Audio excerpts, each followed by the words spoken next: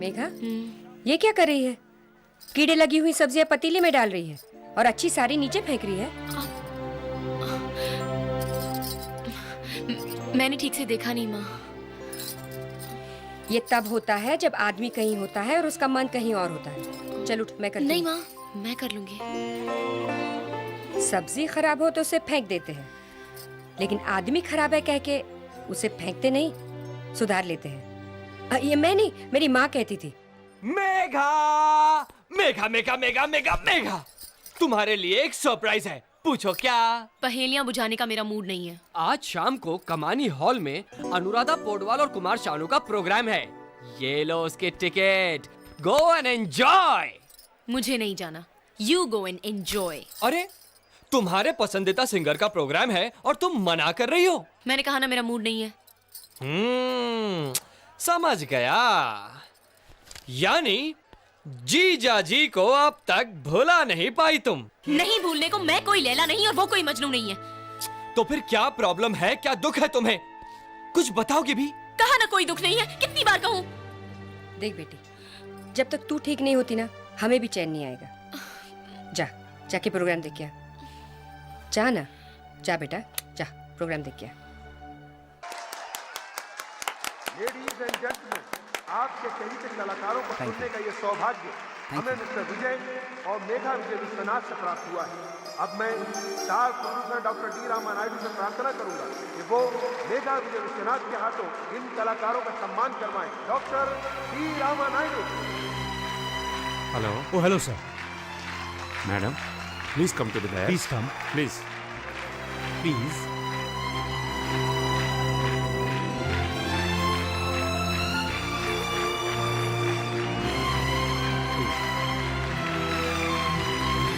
Thank you. Thank you. सबके साथ एक तस्वीर हो जाए. One photograph. Photograph, please. Yes, one more, sir. Come closer. Very closer. One more, please. One more. Thank you. Mr. Desai, it was a great show. Thank you very much. जी हाँ sir. आइए madam, बैठिए बैठिए। Please.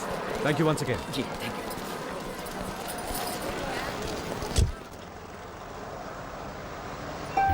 और कैसा लगा programme? तुम्हें तो यकीन ही नहीं हो रहा होगा कि आज तुमने अपने फेवरेट सिंगर्स का अपने हाथों से सम्मान किया, उनके साथ फोटो भी खिंचवाई। मिस्टर विजय, आज आपने जो कुछ भी किया है ये सब आपका दिखावा था। गाड़ी रोकिए, मैं बस से चली जाऊंगी। मैं तुम्हें घर तक छोड़ दूंगा ना।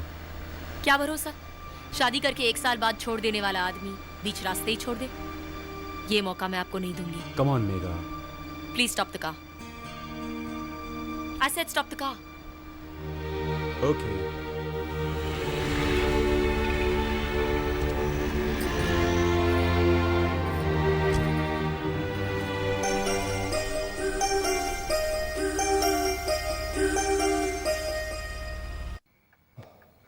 मेघा बिटिया के बिना छोटे मालिक बहुत दुखी रहते हैं। उन्होंने माफी भी मांग ली, पर बहुरा ने बार बार अपमान कर देती हैं। साहब, एक बार आप कह के देखिए ना, आप बुलाएंगे तो जरूर चली आएंगी। जानता हूं बद्री, जानता हूं कि मेरे बुलाने पर मेघा इस घर में आ जाएगी और आने के बाद वो मेरी बहू बनकर इस घर में रह लेगी, लेकिन मेरे बेटे की पत्नी बनकर कभी नहीं रहेगी। देखो जी, रिश्ता कराना हमारे हाथ में था, पर रिश्ता निभाना तो उन्हीं के हाथ में है ना। जब तक मेघा के दिल का काव नहीं भर जाता, इंतजार करने के अलावा और कुछ कर भी नहीं सकते बद्री। अरे, मैंने यहाँ ब्राउन रंग का। मैंने बदले हैं। क्यों? क्योंकि मुझे ब्लू रंग बहुत पसंद है और मुझे लगता है कि आप पर भी बहुत जचेगा। What nonsense! ये तो एकदम स्कूल यूनिफॉर्म की तरह है। मैं तो ब्राउन ही पहनूंगा। प्लीज पहन लीजिए ना, मैंने स्पेशल ऑर्डर देके बनवाए हैं। देखो मेघा, मेरा एक अपना टेस्ट है और वो मैं किसी के लिए नहीं बदल सकता। सॉरी।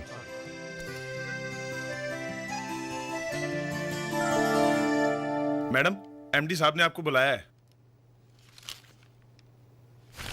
महाराज, स्टार्ट।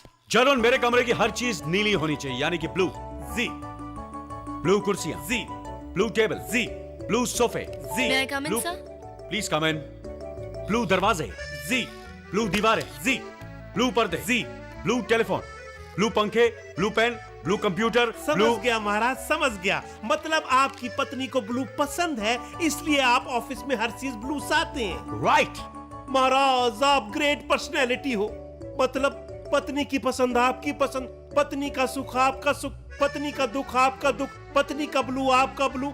ऐसा समझने वाले महापुरुष को मेरा माथे पे हाथ रखकर सलूट है जी। Thank you German, thank you. Thank you की बात नहीं है जी। मैं तो ये भी कहना चाहूंगा कि आज से हमारी बातें ब्लू हो, काम ब्लू हो, विचार ब्लू हो की बात नहीं है जी। मैं तो ये भी कहना चाहूंगा कि आज से हमारे देश का नाम बदलकर हिंदुस्तान से ब्लूस्तान रख देना चाहिए। जर्मन अब तुम जा सकते हो। जाने की बात नहीं है जी। मैं तो जाने से पहले एक और बात कहना चाहूंगा जी कि ये है ब्लू साय और ये है blue bye. Any dictation sir? Yes. Megha ji, ये पीए का क्या मतलब होता है? Personal assistant. यानी एक आध पर्सनल बात की जा सकती है। मेरी ये ड्रेस आपको कैसी लगी? मेरी बीवी का ख्याल है कि ब्लू रंग मुझे बहुत सूट करता है, बहुत अच्छा लगता हूं मैं। गलत ख्याल था। जिस आदमी का दिल अच्छा ना हो उस पर कुछ अच्छा नहीं लगता।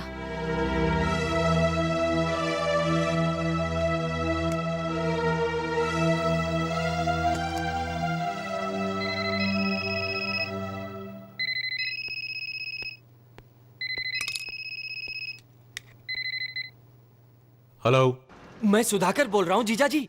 अरे सुधाकर बोलो, कैसे हो? कुछ बात बनी? नहीं, अभी तक तो नहीं। तुम्हारी बहन का दिल जीतने के लिए न जाने और कितने दिन लग जाएंगे। जीजा जी, कल मेघा का जन्मदिन है। रियली? अरे thanks for telling me. Thanks. अच्छा, फिर मिलते हैं। ओके ओके, हाँ फिर मिलते हैं। के टको बस सालों जल्दी करो, को लगाओ मत इतनी देर। माल को मुझे पहुंचाना बीकानेर।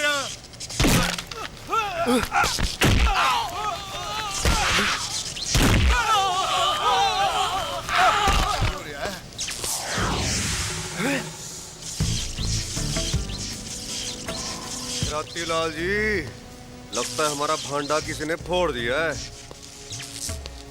पहलवान जी, काट देते हैं इसका पत्ता, पहुंचा देते हैं इसे कलकत्ता।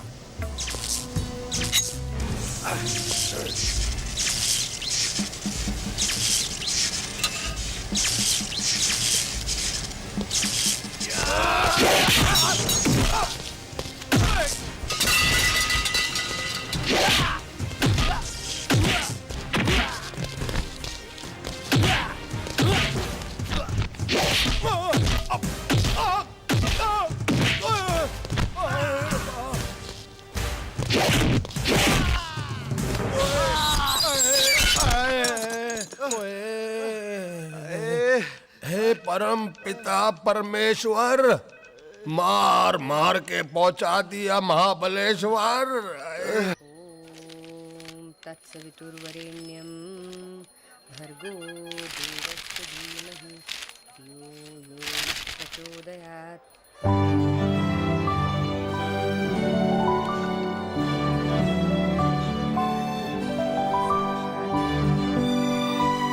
Good morning Megha.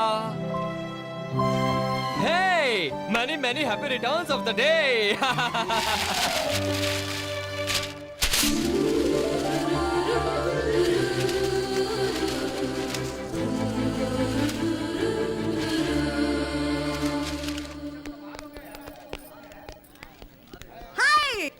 हाय मेघा।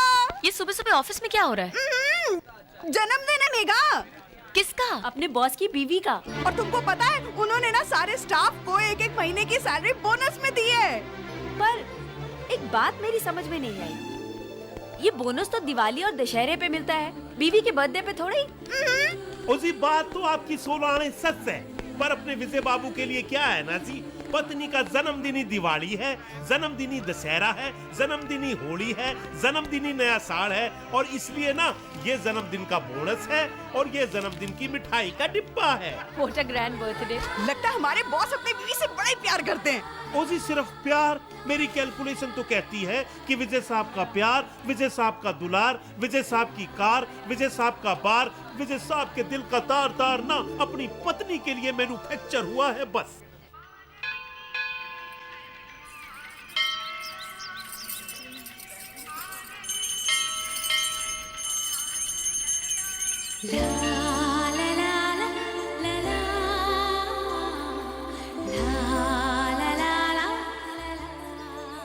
Many happy returns.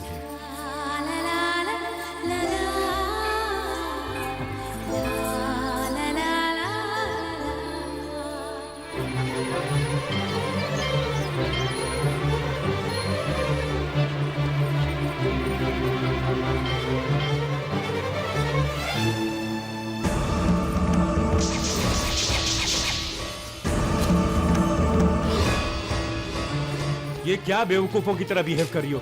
इतना घमंड अच्छा नहीं है मेघा। मैंने कहा ना कि भूल हो गई, गलती होगी मुझसे। लेकिन मैं गलती से भी आप पर दोबारा विश्वास नहीं करूंगी। मेघा, मेघा प्लीज, प्लीज मेघा, मेघा मेरी बात सुनो मेघा। मैंने कहा हाथ छोड़िए मेरा, समझ में नहीं आता क्या? मेघा मुझे मंदिर में लड़की को छेड़ता है। ए भाई साहब, जाओ अपना काम करो, जाओ। हे बाबू, सूट पहन के गर्मी को खा रहा है। लगाओ साले का 2 हाथ क्या जूते लगाने पड़ेंगे बदमाश को। एक मिनट भाई साहब, 1 मिनट। ये हमारा आपसी मामला है, प्लीज हमें अकेला छोड़ दीजिए। लो भाई, ये तो इनका आपसी मामला है। आपसी मामला है तो पहले बताना था ना। चलो भाई लोग, चलो। लोग अपना आपसी मामला पता नहीं क्यों सड़क पर ले आते हैं। चलो। कमाल के लोग हैं यार। थैंक यू बेटा, तुमने ये तो कबूल किया कि हमारा आपसी मामला है। ये सब मैंने आपके लिए नहीं किया है, ये तो इसलिए कहना पड़ा कि अगर विश्वनाथ जी को पता चला कि उनके बेटे को मंदिर में जूतों से पीटा गया तो उस भले आदमी को शर्म से सर ना झुकाना पड़े।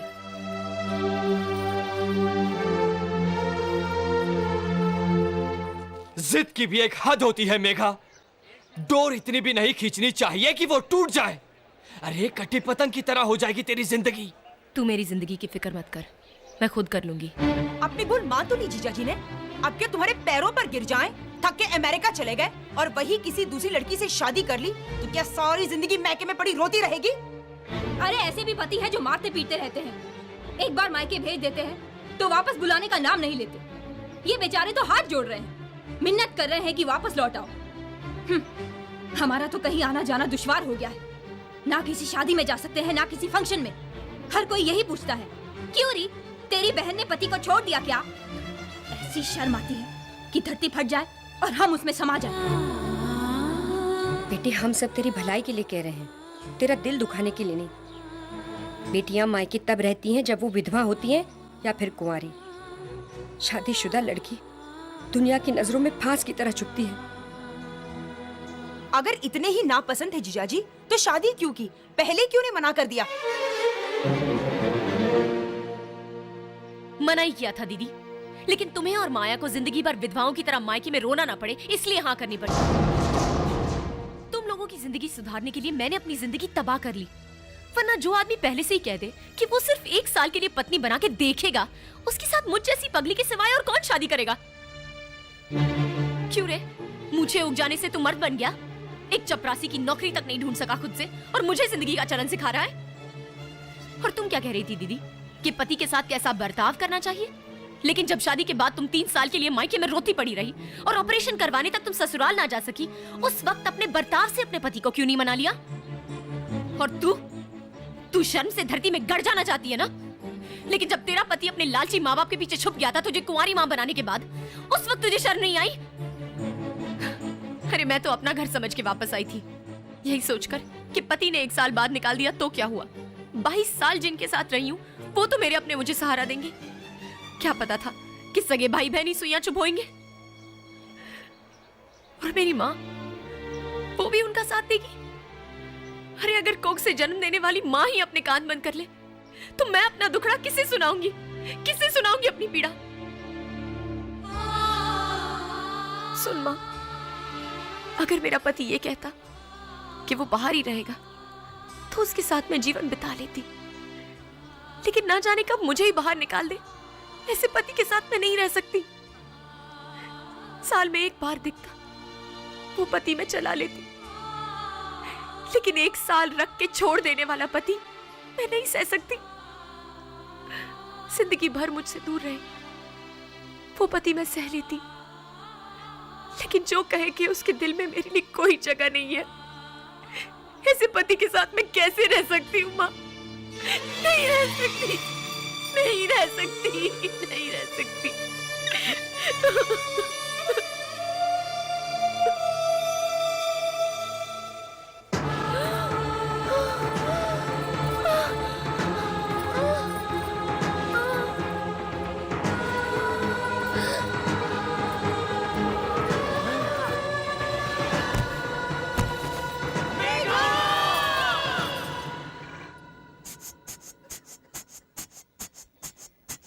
कैसी माँ हूं मैं उसका दुख समझ ही नहीं पाई। धीरज रख माँ, सब ठीक हो जाएगा।